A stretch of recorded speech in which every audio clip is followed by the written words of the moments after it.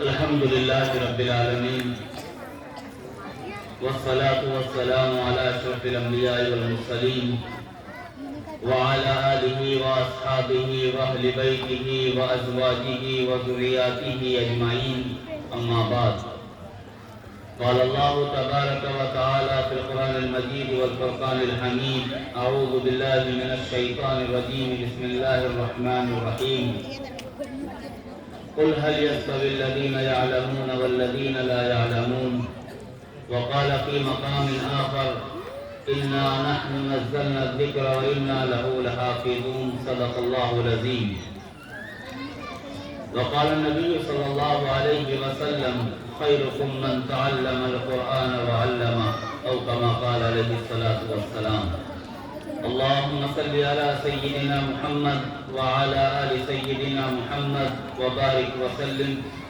اللهم صل على سيدنا محمد وعلى آل سيدنا محمد وبارك وسلم اللهم صل على سيدنا محمد وعلى آل سيدنا محمد وبارك وسلم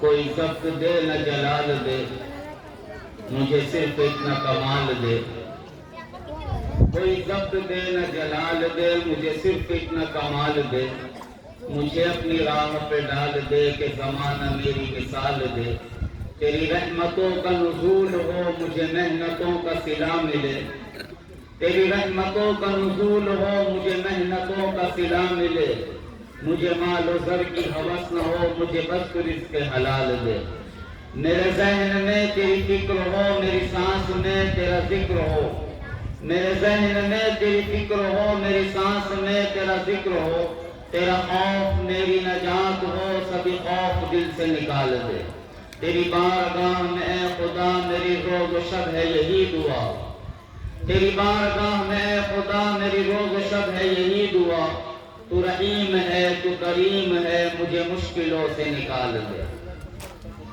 معزز علماء کرام حفاظ کرام اور مختلف علاقوں سے آئے ہوئے شہر کے دیگر حضرات معزز خواتین اسلام اور عزیز طلباء قرآن مجید کے اندر اللہ رب العزت نے ارشاد فرمایا کتاب انزلناہ الیک اے نبی صلی اللہ علیہ وسلم یہ ایک ایسی کتاب ہے جس کو ہم نے آپ کی طرف بھیجا پھر آگے مقصد بتایا بھیجنے کا کتاب بھیجا تو کیوں بھیجا لِتُخْرِجَ النَّاسَ مِنَ الظُّلُمَاتِ إِلَى النُّورِ تاکہ آپ لوگوں کو اندھیروں سے نکال کر روشنی کی طرف لائے اللہ کی یہ کتاب بھٹکے ہوئے لوگوں کو راستہ دکھانے والی کتاب اللہ کے بچھڑے ہوئے بندوں کو اللہ سے ملانے والی کتاب یہ کتاب انسانیت کے لیے دستور حیات ہے یہ کتاب انسانیت کے لیے ضابطۂ حیات ہے یہ کتاب انسانیت کے لیے منشور حیات ہے بلکہ یوں کہہ لیجئے کہ یہ کتاب پوری انسانیت کے لیے آب حیات ہے اللہ کی یہ وہ مبارک کتاب ہے کہ اس کتاب کو دیکھنا بھی عبادت ہے اس کتاب کو چھونا بھی عبادت اس کتاب کو پڑھنا بھی عبادت اس کتاب کو پڑھانا بھی عبادت اس کتاب کا سننا بھی عبادت اس کتاب کا سنانا بھی عبادت اس کتاب کو سیکھنا بھی عبادت اس کتاب کا سکھانا بھی عبادت اور اس کتاب کے اوپر عمل کرنا اور اس کتاب کو یاد کرنا اس کا حفظ کرنا یہ اس سے بڑی عبادت آج ہم اور آپ یہاں پر موجود ہے یہ کوئی جلسہ نہیں ہے یہ بچوں کا مسابقہ ہو رہا ہے ہم سمجھ رہے بس کہ پروگرام ہے بچے آگے پڑھ رہے ہیں اساتذہ نے بچوں کو لے کر آیا ہم اور آپ یہاں پر جمع ہیں اس کی اہمیت کیا ہے پتہ ہے ہم کو اور آپ کو آپ نے مقناطیس دیکھا ہوگا میگنیٹ جو لوہے کو اپنے طرف کھینچنے کا کام کرتا ہے اسی طرح اس کتاب کا معاملہ ہے اللہ رب العزت میں نہیں کہتا اللہ رب العزت قرآن مجید کے اندر ارشاد فرما رہے ہیں وَإِذَا قُرِئَ الْقُرْآنُ فَاسْتَمِعُوا لَهُ وَأَنصِتُوا لَعَلَّكُمْ تُرْحَمُونَ کہ جب اللہ کی کتاب پڑھی جائے تو اس کو غور سے سنو وَأَنصِتُوا خاموش رہو لَعَلَّكُمْ تُرْحَمُونَ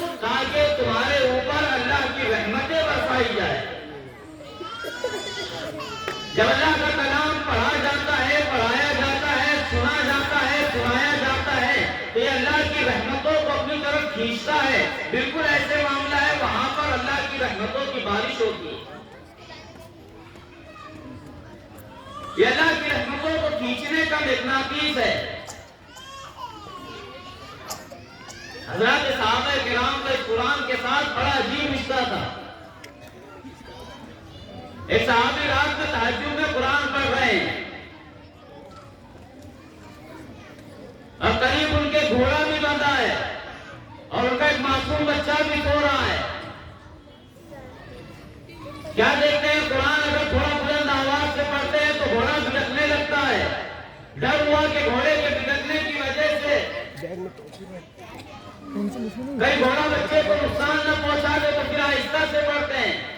پھر شوق ہوتا ہے کہ تھوڑا بلند آواز سے پڑھا جائے، پھر پڑھتے ہیں، پھر گھوڑا بھٹکنے لگتا ہے۔ پوری رات اسی معاملے میں گزر جاتی ہے۔ صبح صادق کا وقت ہوتا ہے، جب قرآن کی تلاوت بند کرتے ہیں اور دعا کے لیے ہاتھ اٹھاتے ہیں تو دعا کے بعد کیا دیکھتے ہیں؟ ان کے سر کے اوپر سے کچھ ستاروں کی مانند کچھ روشنیاں آسمان کی طرف جا رہی ہے۔ فجر کی نماز میں مسجد نبوی میں حاضر ہوتے ہیں۔ نماز کے بعد حضور صلی اللہ علیہ وسلم سے ملاقات کر کے حضور صلی اللہ علیہ وسلم کو بتاتے ہیں کہ یا رسول اللہ، کل رات ایسا واقعہ ہوا، میں قرآن کی تلاوت کر رہا تھا مگر جب قرآن زور سے پڑھتا، بلند آواز سے پڑھتا تو گھوڑا بھٹکنے لگتا۔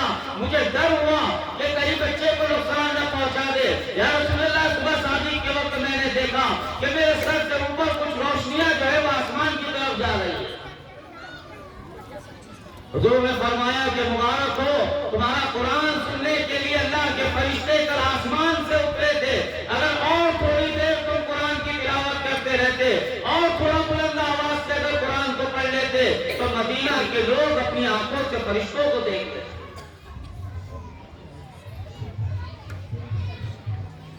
یہ تعلق صرف مردوں کا نہیں تھا، عورتوں کا بھی تھا۔ ایک مثال میں دے دوں، وقت بہت مختصر ہے۔ حضرت فاطمہ الزہرا رضی اللہ تعالیٰ عنہ، حضور کے کلیجے کا ٹکڑا، سردیوں کی لمبی رات تھی، تہجد کے لیے 2 رکعت نماز کی نیت باندھی اور قرآن پڑھنا شروع کیا۔ ایک ایک آیت پڑھنے پر ان کو مزہ آتا تھا۔ وہ قرآن کو سمجھنے والے لوگ تھے، قرآن سے محبت کرنے والے لوگ تھے، قرآن پر عمل کرنے والے لوگ تھے۔ 2 رکعت نماز کی نیت باندھی اور قرآن پڑھتی گئی، پڑھتی گئی، پڑھتی گئی۔ جب 2 رکعت پوری ہونے کے بعد سلام پھیرا تو احساس ہوا کہ صبح صادق کا وقت ہو گیا۔ دعا کے لیے بیٹھی اور اللہ سے شکایت کرنے لگی کہ اللہ، آپ کی رات بھی کتنی چھوٹی ہے کہ میں نے صرف 2 رکعت نماز کی نیت باندھی اور آپ کی رات ختم ہو گئی۔ ایسا قرآن سے ان کا تعلق تھا۔ قرآن اللہ کی یہ جو کتاب ہے یہ کوئی معمولی کتاب نہیں ہے۔ یہ دنیا کی واحد کتاب ہے جس کو یاد کرنا اللہ نے اپنے بندوں کے لیے آسان کر دیا۔ یہ دنیا کی واحد کتاب ہے جس کو یاد کرنے والے دنیا کے اندر موجود ہے۔ دنیا کی اور کسی کتاب کو لوگ یاد نہیں کر سکتے۔ اس کتاب کو یاد اس کے لیے کیا جاتا ہے کہ اللہ رب العزت نے اس کا یاد کرنا آسان کر دیا۔ اس کتاب کا کمال ہے کہ ہمارے ننھے مسلے معصوم بچے اور چھوٹے چھوٹے بچے اس کتاب کو الگ الگ انداز میں پڑھتے ہیں۔ کوئی کسی طرح کوئی انداز میں پڑھ رہا ہے، کوئی کسی اور انداز میں پڑھ رہا ہے۔ بہت اچھے لہجے کے اندر قرآن پڑھا جاتا ہے تجوید کے ساتھ۔ مگر یہ پڑھنے والوں کا کمال نہیں ہے، بلکہ یہ اللہ کی اس کتاب کا کمال ہے کہ وہ مختلف انداز میں، اتنے خوبصورت انداز میں پڑھی جاتی ہے۔ اگر یہ بندوں کا کمال ہے تو یہی بندے اللہ کی کتاب کے علاوہ کسی اور کتاب کو اتنے اچھے انداز میں پڑھ کے دکھائے تو یہ آپ کو پڑھنے والے بھی ملے۔ میرے عزیزوں اور میرے بھائیوں، اللہ کی کتاب کے ساتھ اپنے تعلق کو مضبوط کرنے کا وقت ہے۔ آج ہم جس دور کے اندر زندگی گزار رہے ہیں یہ علم اور عمل کی تنزلی کا دور ہے۔ آج ہمارا رویہ یہ ہے، ہمارا حال یہ ہے کہ جس نے نماز پڑھ لیا وہ اپنے آپ کو دیندار سمجھتا ہے، جس نے حج کر لیا وہ اپنے آپ کو دین کا ٹھیکیدار سمجھتا ہے۔ جس نے زکات دے دی اور حج بھی کر لیا اور نماز بھی پڑھ لی، اس کا معاملہ ہم میں سے اکثر لوگوں کا ایسا ہے کہ وہ سمجھتا ہے کہ بس دین تو اپنے گھر کا ہو گیا۔ یہ جو دور ہے، اس دور کا رویہ یہ ہے کہ یاد کرنا مصر ما اوتیٰ قارون۔ ہر آدمی کی یہ کوشش ہے کہ مجھے اتنا مال مل جائے جتنا قارون کو ملا تھا۔ معاشیات نے اور مال کمانے نے، کمپٹیشن نے ہمارے ذہنوں کو خراب کر کے رکھ دیا۔ آج ہم ہر کام کمانے کے لیے کرتے ہیں۔ آج ہمارے بچے اصلی اسکولوں میں تعلیم حاصل کرتے ہیں، ہزاروں کی تعداد میں ہمارے بچے صبح اسکولوں کا رخ کرتے ہیں، کالجز کا رخ کرتے ہیں، یونیورسٹیوں کی طرف جاتے ہیں۔ ہمارا مقصد یہ ہوتا ہے کہ جب اصلی اسکولوں میں جائیں گے، تعلیم حاصل کریں گے، ان کو ڈگریاں ملیں گی، اور ان ڈگریوں کو حاصل کرنے کے بعد ان کو روزگار حاصل کرنے میں کوئی دقت نہیں ہوگی۔ بالکل صحیح بات ہے، ہم اصلی تعلیم کے حاصل کرنے سے منع نہیں کرتے، اصلی تعلیم حاصل کرنی چاہیے۔ اللہ خود قرآن میں کہتے ہیں لا تنس نصیبک فی الدنیا، دنیا کے اندر جو تمہارا حصہ ہے اس کو فراموش مت کرو۔ اسلام کبھی دنیا کمانے سے منع نہیں کرتا، مگر جب ہمارے بچے دنیاوی تعلیم حاصل کر رہے ہیں، کہ ہم نے سوچا کہ دنیاوی تعلیم کے ساتھ ساتھ ان کے لیے ایک چیز اور ضروری ہے، اور وہ کیا ہے؟ اللہ کا دین۔ اگر ان کی زندگیوں کے اندر دین نہیں آیا، پھر چاہے یہ بڑی سے بڑی ڈگریاں حاصل کر لے، یہ اچھا مال کمانے والے بن جائے، اچھے عہدے ان کو حاصل ہو جائے، اگر انہوں نے اللہ کے حکموں کا نہ مانا اور جناب محمد رسول اللہ صلی اللہ علیہ وسلم کی سنتوں کو نہ جانا، تو یہ دنیا کے اندر بھی اور آخرت کے اندر بھی اپنے ماں باپ کے لیے بوجھ ہے۔ دنیا میں تعلیم کے ساتھ ساتھ، اصلی تعلیم کے ساتھ ساتھ دینی تعلیم کی بہت زیادہ ضرورت ہے۔ جس طرح ہم اپنے بچوں کی دنیاوی تعلیم کی فکر کرتے ہیں، اسی طرح دینی تعلیم کی بھی فکر کریں۔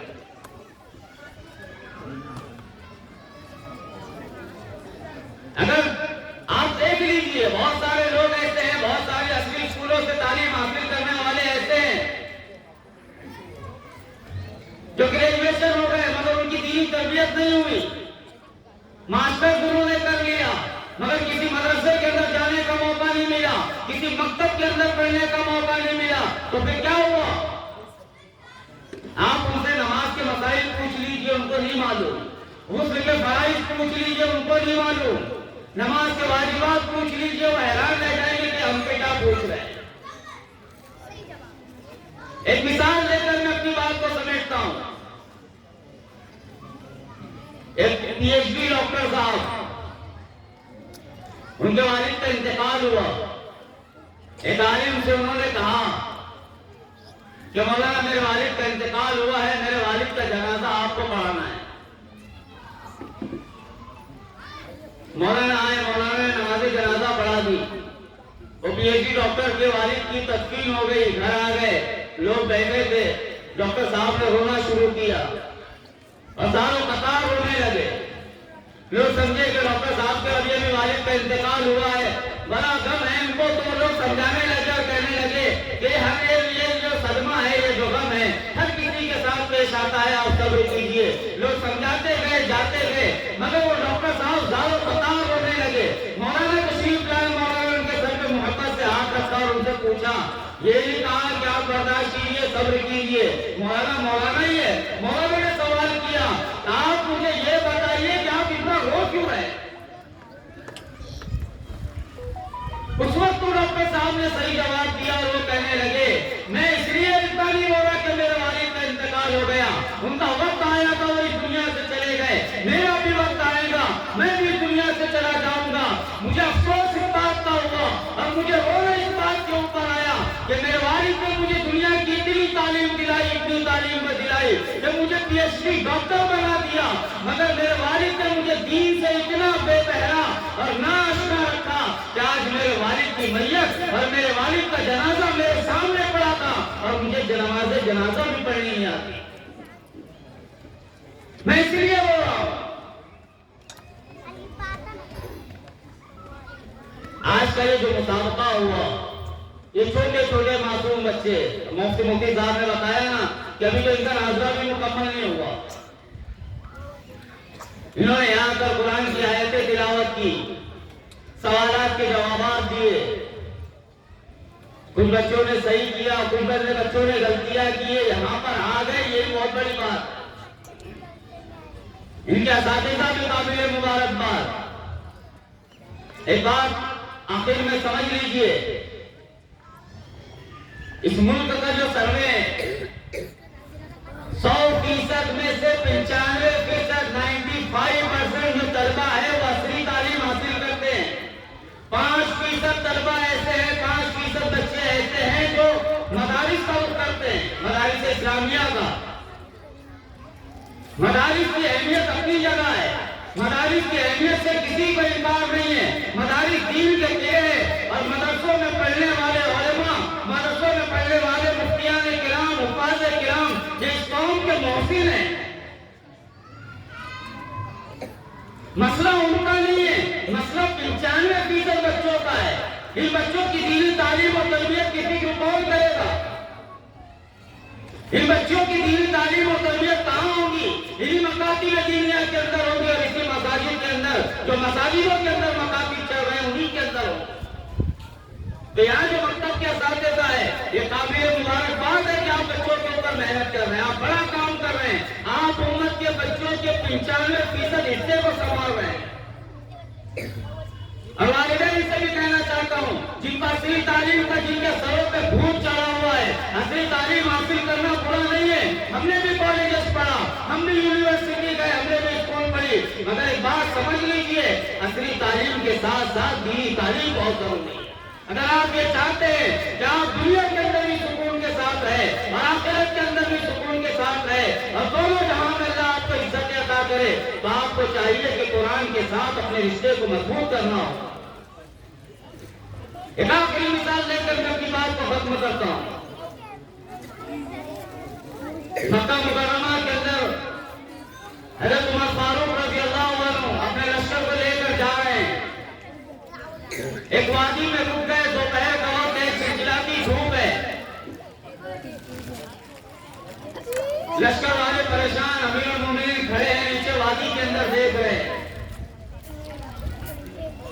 لوگوں کی ہمت نہیں ہوئی پوچھنے کی. حضرت عمر سے تو اور ہمت نہیں ہوتی تھی. کلیے صاحب کھڑے تھے، پوچھ لیا امیر المومنین کیا بات ہے؟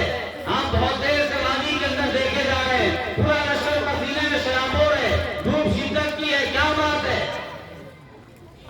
حضرت عمر کہنے لگے کہ میں اس وادی کے اندر اس لیے دیکھ رہا ہوں، مجھے اپنے بچپن کا وقت یاد آ گیا. جب میں چھوٹا تھا تو میرے والد خطاب مجھے اونٹ چلانے کے لیے بھیجا کرتے تھے، اور اس وادی میں اپنے اونٹوں کو چلانے کے لیے لاتا تھا. جب اونٹوں کو گھر پہ واپس لے کے جاتا تو میرے اونٹ خالی پیٹ گھر پہ جاتے، بھوکے گھر پہ جاتے. تو میرا والد خطاب مجھے مارتا، کوستا اور مجھے کہتا کہ عمر تیری زندگی کے اندر تیرا کیا ہوگا؟ تجھ سے تو اونٹ بھی چلائے نہیں جاتے. اور لوگوں گواہ رہنا، ایک زمانہ تھا کہ عمر کو اونٹ چلانے نہیں آتے تھے. آج اللہ رب العزت نے قرآن کی برکت سے اور دین کی برکت سے عمر کو وہ عزت عطا فرمائی کہ عمر کو امیر المومنین بنا. یاد رکھنا عزت ملے گی قرآن کی وجہ سے ملے. بہت سارے صحابہ کرام ایسے تھے جنہوں نے قرآن کو بہت اپنے سینوں سے لگایا اور اس کے اوپر عمل پیرا ہوئے. اللہ رب العزت نے ان کو چمکایا. حضرت عمر بار بار کہتے تھے، ایک جملہ ہمیشہ ان کی زبان کے اوپر رہتا تھا، اعزنا اللہ تعالی بہذا الدین، کہ اللہ نے اس دین کی برکت سے، اس اسلام کی برکت سے اور اس قرآن کی برکت سے ہم کو عزت عطا فرمائی. تو عزت ملے گی، اللہ نے عزت اپنے دین کے اندر رکھا ہے. میرے عزیزوں اور میرے بھائیوں، ضرورت اس بات کی ہے کہ ان علماء کو محبت کی نگاہ سے دیکھے. ہم یاد رکھیں یہ وہی لوگ ہیں جو آپ کے بچوں کے اوپر محنت کر رہے ہیں. انہی کے بارے میں حضور نے فرمایا خیرکم من تعلم القرآن وعلمہ. ہم یہ سمجھتے ہیں کہ ہم میں بہترین لوگ وہ ہیں جو گملوں کے اندر رہنے والے ہو، جو مالدار ہو، جن کے پاس عیش و عشرت کا سامان ہو، جن کی ضرورتیں آسانی سے پوری ہوتی ہو، جو سکون کی زندگی گزارنے والے ہو.